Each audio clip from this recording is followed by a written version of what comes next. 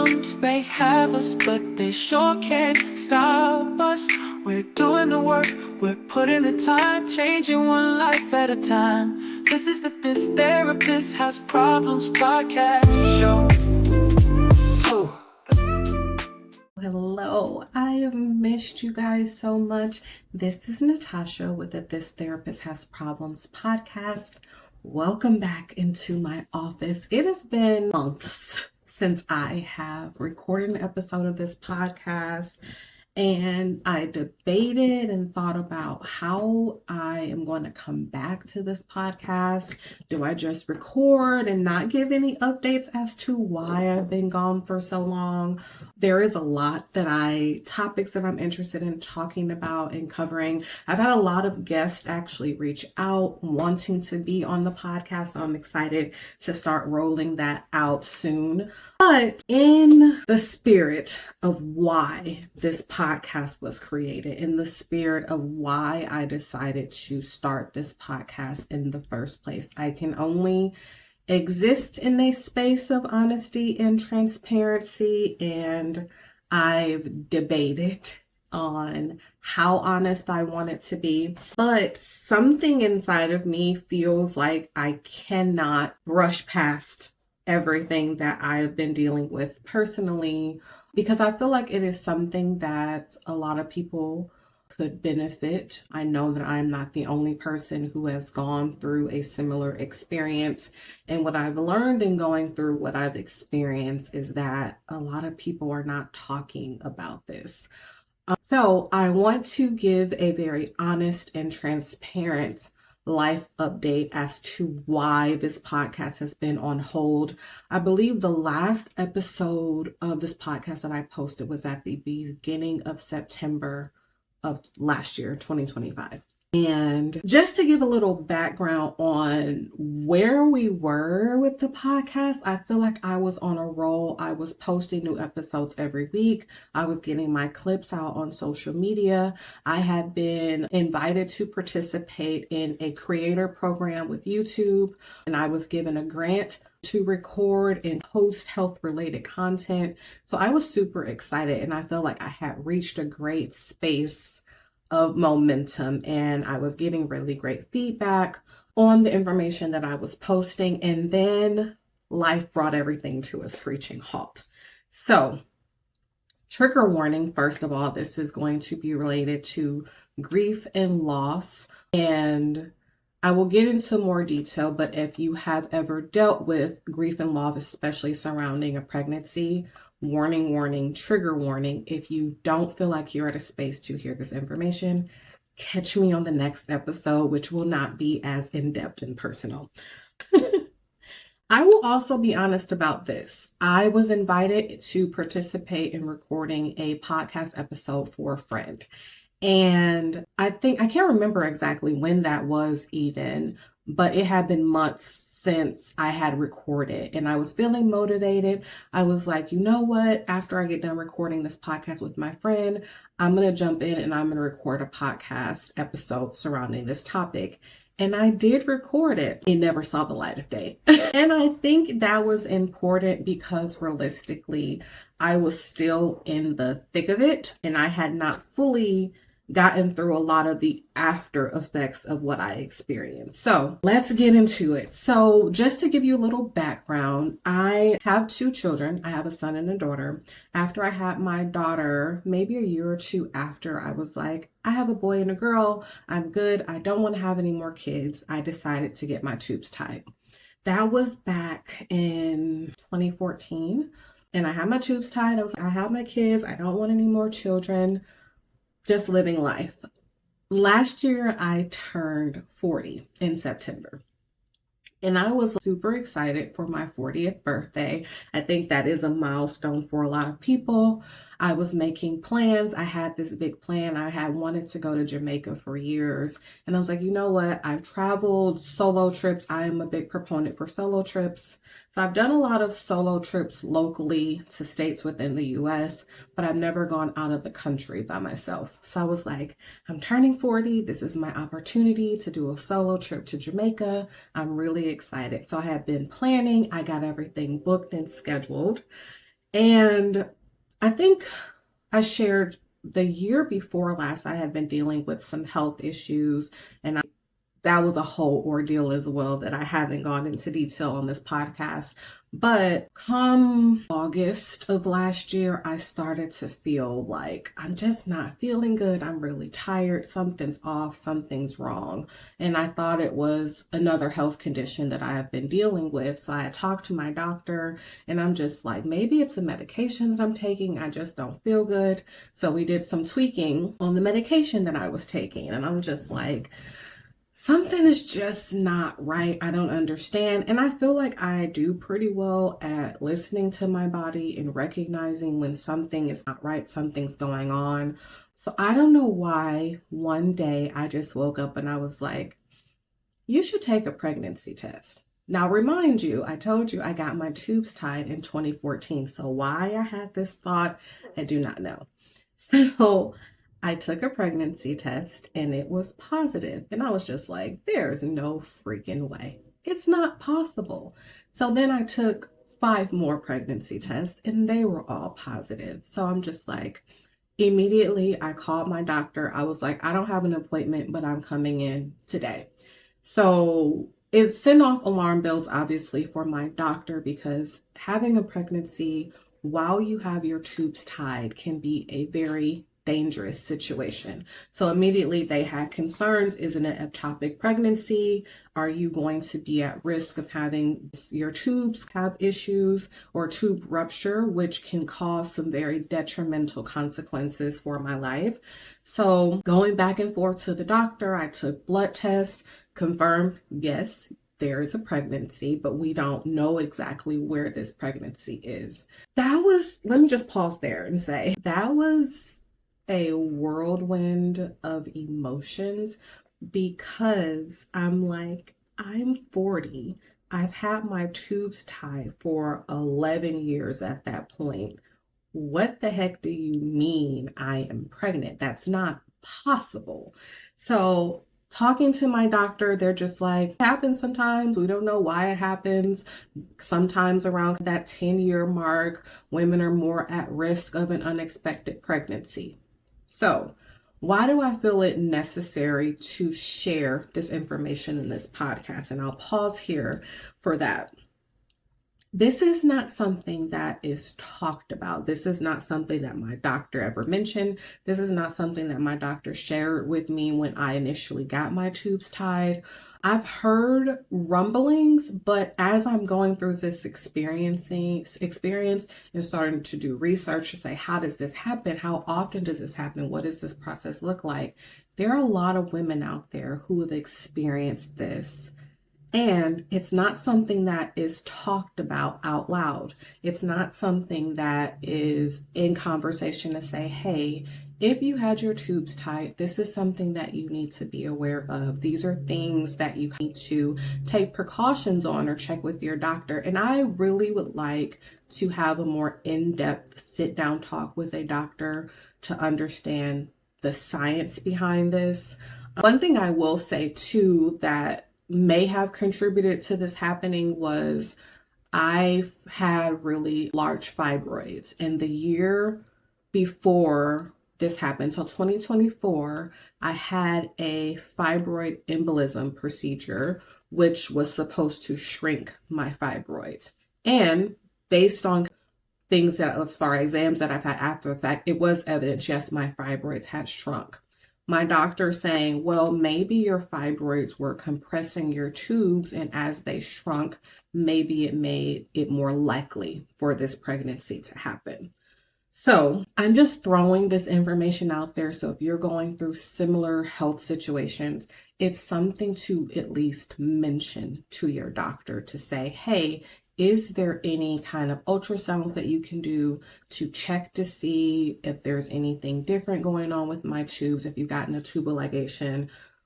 Just have a conversation with your doctor. I feel like there isn't a lot of discussion about this. So again, going back, learning this information was overwhelming because I made a conscious choice that I did not want to have any more children.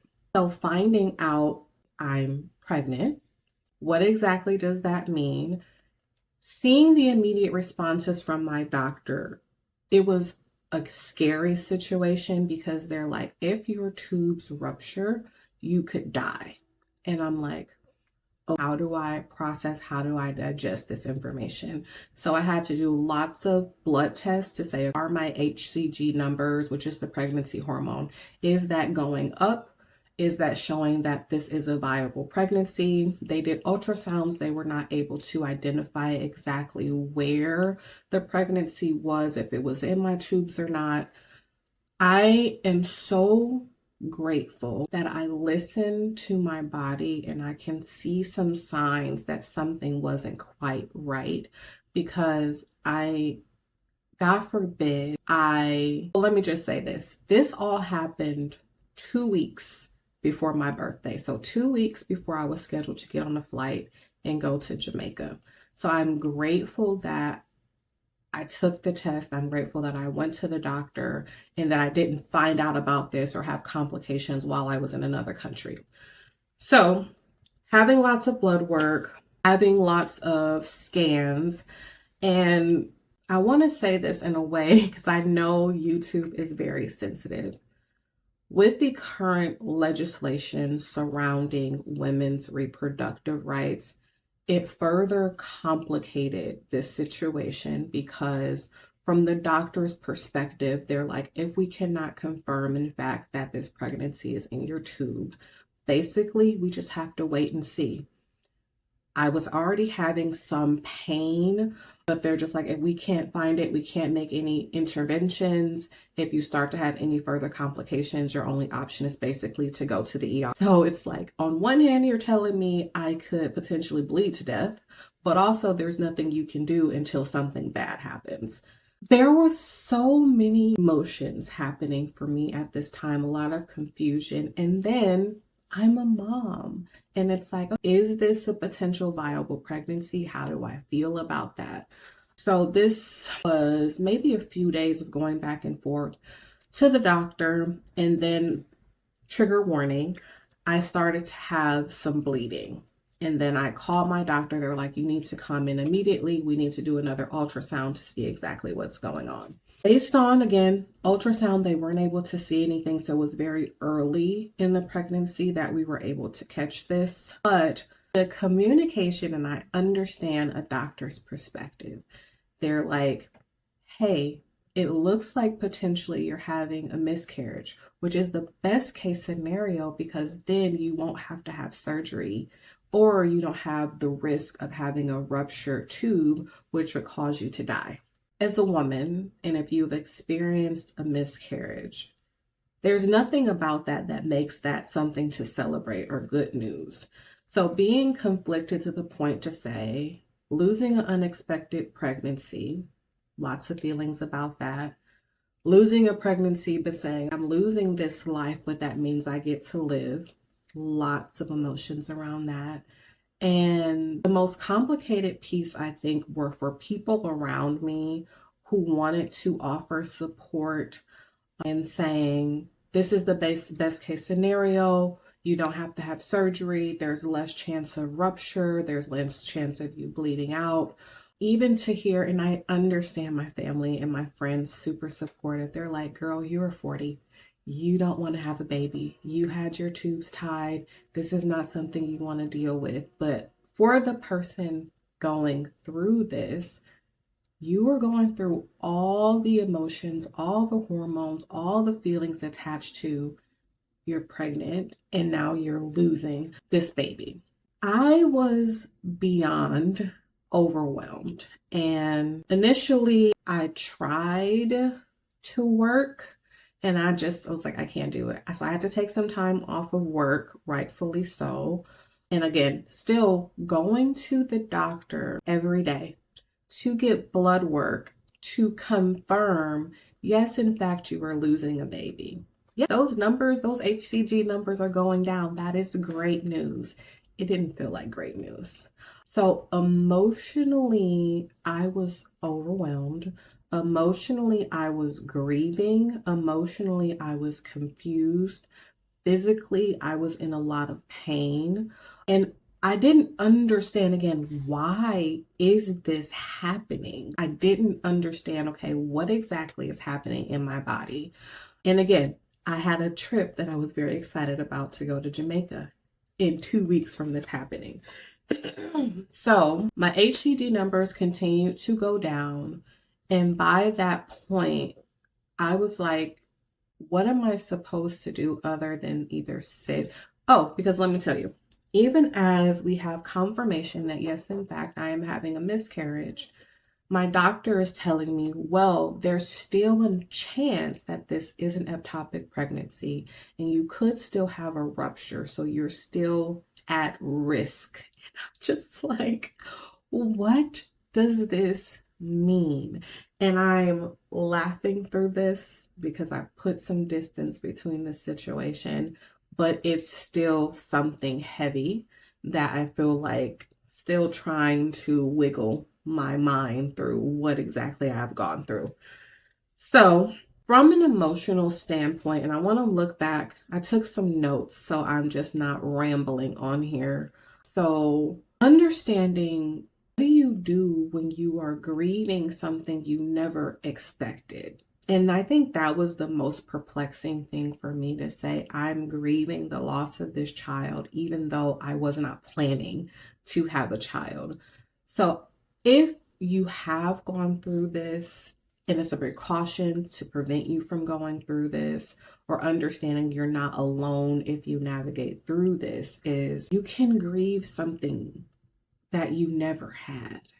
To say, no, I didn't have a walking, breathing child that passed away. No, this pregnancy wasn't to the point where I can identify a baby on a sonogram, but it was still a loss. And I allowed myself to sit in it and feel it and grieve that loss. And it was difficult because, again, I'm being told this loss is the best case scenario medically, but emotionally, it did not feel that way. So let me look at my notes and make sure I'm covering my bases. It says sometimes grief doesn't come with condolences, right? I think, again, my family, my friends, they didn't know how to support. They thought that they were giving me encouragement. They thought they were doing the right things, but internally, it was still something that I felt grief for. Let's see what grief taught me about healing. So let me say, as I navigated through, so my HCG numbers continued to drop. So yes, it was confirmation that I was having a miscarriage. And I got to the point where I think I was just in a overall dark space. And I had taken off work, arranged for my dog to go to the babysitter. My kids were with their dad. And I was like, I cannot sit in this house and just sit in this grief. So I will be honest and say, and I do not advise this, I do not recommend this, but I did have a very strong back and forth with my doctor. And I was like, statistically, what are the odds that this can still be an ectopic pregnancy? What are the odds that something could happen to me if I got on this flight and I still went to Jamaica? And my doctor did a great job and advised against it. But for me, I had to make a decision to say, what is it that I need to help me navigate through this in a way that takes care of not only my physical health, but my mental health as well. So I went, and it was not the trip that I planned. It was not how I expected to feel or celebrate my 40th birthday, but it was what I needed. I literally slept. I woke up, went and sat by the water. The water is very healing for me. I sat by the water. I thought. I cried. I read a book. I just allowed myself to be, because I felt like so much of my life was outside of my control at that moment. The only thing that I controlled was what I was doing at every given moment. And I was like, I don't know what is happening. I don't know why this has happened, but I know that I need to take care of myself. So I went. I sat by that beach. And if anybody knows me, they know I love the water. I will run to get in the water. I didn't even put my toe in the water. I was like, I'm going to be as precautious as possible, but I need a place of serenity and peace. And I am so grateful. I know other people in my life who care about me and were concerned about my well being. They didn't understand why I still made that decision to go, but I needed a place just to be. I needed a place of quiet. I needed a place to just allow myself to grieve and allow myself to acknowledge this experience that I've just gone through. So I went to Jamaica. I was there for I think I was there for a week. When I got back, right back to the doctor to get blood tests to make sure my HCG numbers were still going down. And that was a very emotional process for me because I'm walking into my doctor's office. You're seeing women in various stages of their pregnancy, women in the office with newborns, and I am literally going to the doctor every day to confirm more and more whether or not this miscarriage has completed. And that I recall sitting in the chair to give blood work and I'm just crying. And I needed to be honest with myself about how I was feeling. There's no room to pretend like you're strong. There's no room. I'm the therapist. I have it all together. No, I was very human in this experience and I just allowed myself to feel exactly what I was feeling. Following going through this, so HCD numbers, my doctor was like, okay, everything looks good. You seem to be in a good place. That was, again, September. A couple months after, I was still having significant pain in one of my ovaries. I only have one because I had to have surgery years ago to have one of my ovaries removed. I was having significant pain. And I was like, I don't know what this is about. I don't know what's going on. So following up with my doctor, and I'm like, what can we do? What's the plan? And it was either, because my doctor told me with the whole fibroid issues for me to get a hysterectomy, and I didn't do that. So she was like, I didn't want to get a hysterectomy. That wasn't an option for me for my own personal reasons. But I did need to get my tube removed. Well, my tubes, I still have both of my tubes. I only had one ovary. So I had to get my tubes removed because I'm guessing there was some damage to one of my tubes based on the potential ectopic pregnancy. And even making that decision and going through that process, and that was in December of last year, making the decision to say it's one thing to get your tubes tied and you're consciously making a choice, I don't want to have kids anymore. It felt like a whole nother level of significance and burden to say you cannot have kids anymore. And that was an emotionally difficult choice for me to make. But because of the pain that I was experiencing, I didn't feel like I had any other choice. So December, had a surgery to have my tubes removed. And again, still grieving, still navigating through the why is this happening? Why am I going through this experience? Still trying to exist as a mom, a friend, a partner, daughter, still trying to exist and doing my job and showing up and supporting other people as a therapist and understanding what is the balance there. I couldn't take months off of work to just sit in my feelings, but I did allow myself in those downtime moments to just be. I threw myself, I've talked to many times about gardening. I allowed myself to just be grounded in doing my gardening. I allowed myself to sit and cry.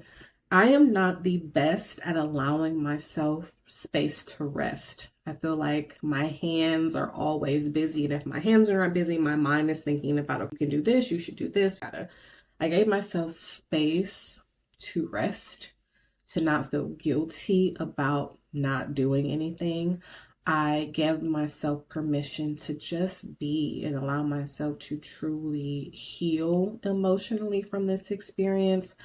Another thing I allowed myself to do, and I'll talk more about this too in a future podcast, was by the grace of God, and I know that this came up right in time, I was invited to a program called A Homecoming Journey, which was really an opportunity for me to do some inner work, to connect with myself, to heal my inner child, to navigate through some personal things that I have been going through. So I feel like that came right in time as I was navigating healing through this grief.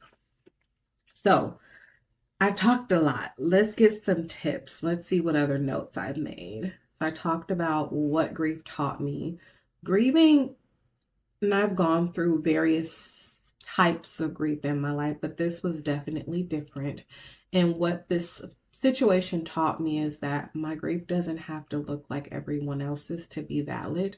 My grief doesn't look like everyone else's in order for me to acknowledge it and honor it and feel it. People around me don't have to understand my grief for it to be real. So I allowed myself to be present with my grief. It's important, if you have gone through a similar situation, that you don't have to justify your grief. You don't have to prove that you're grieving. You don't have to argue for the point as to why you're grieving. Just allow yourself to feel how you feel and to be present with that. Let's see. Finding hope and moving forward. This season and navigating through this, I think it has reminded me a lot about how resilient I am as a person, but it also reminded me of my softness and that I am a gentle woman. I know that being head of household, being the person running the business, being the boss, being the person who's sitting in the expert role, sometimes you're not always able to lean into that gentleness, that softness, and allowing myself to be present with how I was truly feeling. I feel like I truly gave myself the opportunity to say, I don't have it all together. I don't have it all figured out. I don't have all the answers. I just need to sit and pour into me and allow myself space to heal. I allowed myself to just be present. And it says, healing doesn't erase what happens, but it teaches you how to carry it with gentleness. My story is not one of loss. I did feel loss, but it's also a matter of me becoming more aware of who I am, becoming more aware of myself through this process. Like I said, grief. Grief is not something that you're like, check, I've grieved, I've gotten through that, I'm over it. There are still moments where I still feel feelings about going through this situation, but I felt with time, it isn't something that feels as heavy as it did on day one. So I feel like I've said a lot of words. I felt like it was necessary for me. I think being a therapist, it's hard for me to exist. And I feel like I'm a hypocrite if I'm not honest about certain things. I did not want to just pop back on this podcast. I haven't been gone for 3-4 months and just pick up nothing's ever happened. I do think that for some people, they don't want to know all my personal business, and that's okay. But I do feel like for this situation, again, because it's not something that is talked about often, there is not a lot of people who openly share their experience about this, that I felt an urging, to be honest, an urging to share what I have gone through, because I know there are other women who have dealt with this similar situation.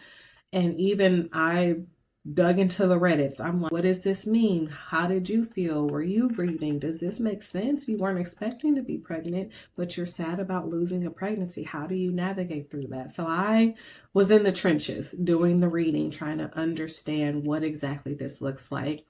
And there were not a lot of platforms like this where people are having these types of conversations.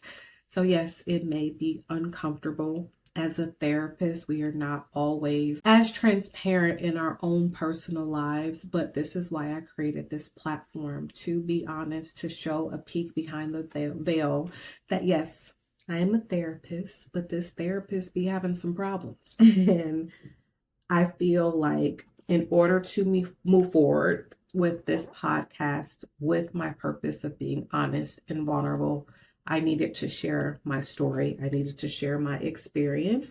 And looking back, This was a very devastating period of my life, but I am grateful that I can now sit here and look back and know that I'm not in that same place. I'm not crying every day. I'm not feeling this heaviness of loss. Like I said, there are moments where it is triggering for me and I'll feel emotion, but this is proof that grief doesn't feel the same forever as it did on day one or week one or month one. That as we navigate through life, sometimes we expect or experience grief that is very unexpected, but there is a way and it is possible to heal through that. So I have gotten this out. I have shared my experience. I hope that you're able or have been able to take something from this, or at least to learn that, hey, even the person who's sitting in the seat of being the expert, the person who is walking you through things that are going on in your life, we are not immune from the human experience. And I am grateful that even as I navigate through things in life, it helps me to show up better as a therapist.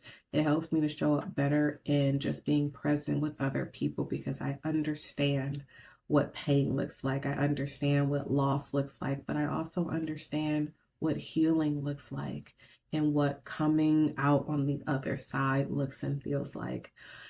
So my closing thought is, if you've been holding pain in silence, I want you to know that you are not alone.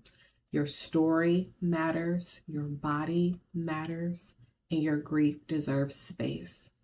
This is your reminder to allow yourself space to heal. Even if you have gone through something similar years ago and you brushed it off and pretended like nothing happened, it's not too late for you to allow yourself to acknowledge what you've gone through, and allowing yourself to acknowledge that loss and say, yes, this was real. This is something that I've gone through, and I honor what I've lost. Also, I honor my experience in that. So you're not by yourself. You are not alone. We're healing together, child. That's all I got. I appreciate you for still being here. I know, like I said, I was on a roll with this podcast. I was super consistent, and then I fell off the face of the earth. So if you're watching this video, thank you. I appreciate you for being willing to even listen to what I have to say. There's so much noise going on in the world right now that hearing another voice may feel daunting, but hopefully this is a space where you can feel comfortable. You can feel like you're gaining some nuggets of support and wisdom, that you feel seen. So thank you for listening. Thank you for stepping into my office. This is Natasha with the This Therapist Has Problems podcast, and I will see you soon. We're doing the work, we're putting the time, changing one life at a time. This is the This Therapist Has Problems podcast show.